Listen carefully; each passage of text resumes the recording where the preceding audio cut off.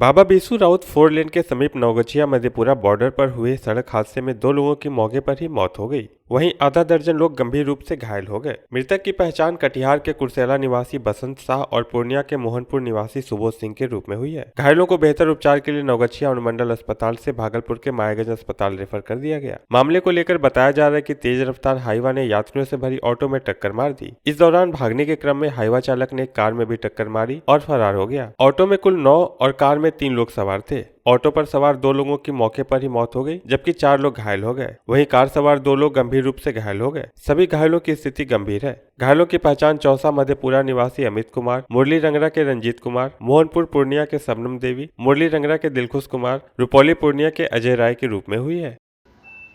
तो टेम्पू में सवार था लगभग वही 9 आदमी, जिसमें कि 2 आदमी का स्पॉट डेथ हो गया है और 6 आदमी गंभीर रूप से घायल है। फिर कार में 2 आदमी सवार था, जिसमें कि एक का हालत बहुत खराब है और एक का तो हम नहीं बता सकते हैं। और दोनों गाड़ी का एकदम फरकच्चा उड़ गया है और हमको मालूम हुआ वहाँ कार्यकर्ता के द्वारा कि हाईवा वाला टेम्पू वाले को धक्का मारा और हाईवा वाला भागते हुए कार वाले को मारा। नवगछिया में नहीं रुक रहा रफ्तार का कहर। दूसरे दिन शुक्रवार को भी महदतपुर टोल प्लाजा के पास खगड़िया की तरफ से आ रही कार डिवाइडर में जाकर टकरा गई, जिसके बाद कार खाई में गिर गई। कार पे सवार आधा दर्जन लोग गंभीर रूप से घायल हो गए। स्थानीय लोगों के द्वारा सभी घायलों को इलाज के लिए भागलपुर मायागंज अस्पताल भेजा गया। अस्पताल पहुंचने पर डॉक्टरों ने 2 लोगों की मृत होने की बात कही। घटना नवगछिया पुलिस जिला के नवगछिया थाना क्षेत्र के महदतपुर टोल प्लाजा के पास हुई है।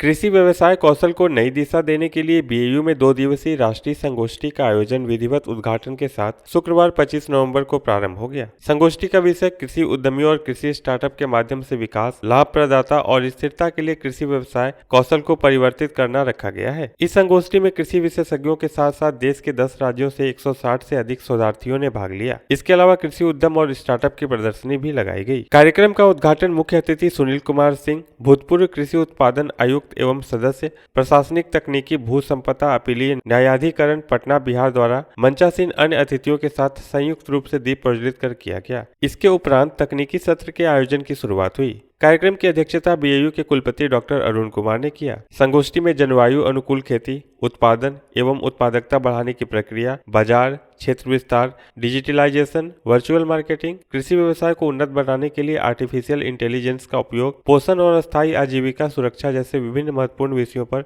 विशेषज्ञ अपना सुझाव साझा किए और शोधार्थी अपना अपना प्रेजेंटेशन दिखाए। सेमिनार का उद्देश्य है कि कैसे एग्रीकल्चर सेक्टर में लोकल इंटरप्रेन्योर को हम डेवलप करें और लोकल इंटरप्रेन्योर डेवलप करके एक तो कुछ अर्निंग भी कर सकता है, दूसरा एम्प्लॉयमेंट भी दे सकता है और बिहार में उसका काफ़ी स्कोप है। जैसा हमने कहा कि तीनों एग्रीकल्चर, क्रॉप साइंस में, हार्टिकल्चर में, डेयरी में, फिशरी में लोकल इंटरप्रेन्योर डेवलप करना हमारी प्रायोरिटी है। मुझे लगता है 2 दिन का जो कॉन्फ्रेंस होगा उसके बाद जो सजेशंस आएंगे उसके आधार पर बिहार सरकार को जो एडवाइस करेंगे, लोकल फार्मर्स को जो एडवाइस करेंगे, उसके बाद उस बिहार में काफ़ी उसका विकास होगा।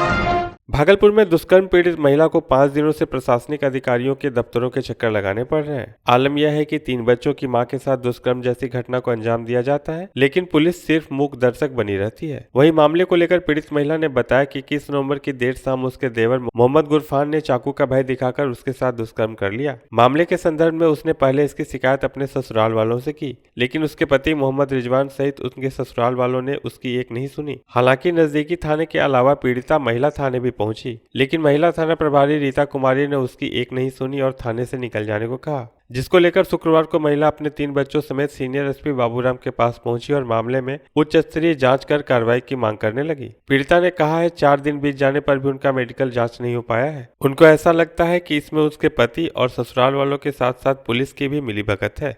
रेप केस हुआ। कौन किया? मेरा देवर, सजला देवर। रात में जब हम सो रहे थे तो आधी रात को गेट ढकढकाया, फिर जाकर के हम मेन फाटक जो होता है खोल दिए। खोल के जब गैस अपना बंद करने के लिए चले गए तो बस किचन में घुस करके हाथ मुंह बांध के रस्सी से बांध करके और जाके ज़बरदस्ती छुरी दिखा करके, नहीं तो तुमको है ना बच्चा समेत मार देंगे, जान से तुमको भी मार देंगे, नहीं तो हमको रेप करने दो।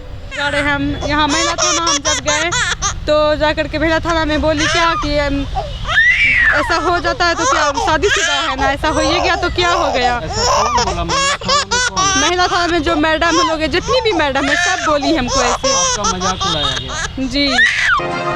बिहार के सबसे बड़े घोटाले सृजन घोटाले में लगातार सीबीआई के द्वारा कार्रवाई की जा रही है। सीबीआई की टीम ने तिलका मांझी के रहने वाले अरुण कुमार को गिरफ्तार किया है। अरुण कुमार पहले डीआरडीए में क्लर्क थे और रेवेन्यू विभाग का क्लर्क भी हुआ करते थे। सृजन घोटाले के बाद सीबीआई ने इन्हें भी आरोपी बनाया था और कोर्ट के द्वारा इनकी गिरफ्तारी का आदेश जारी किया गया था, जिसके बाद लगातार सीबीआई की टीम इनकी गिरफ्तारी के लिए छापेमारी कर रही थी। शुक्रवार को इन्हें इनके आवास से सीबीआई की टीम ने गिरफ्तार किया है।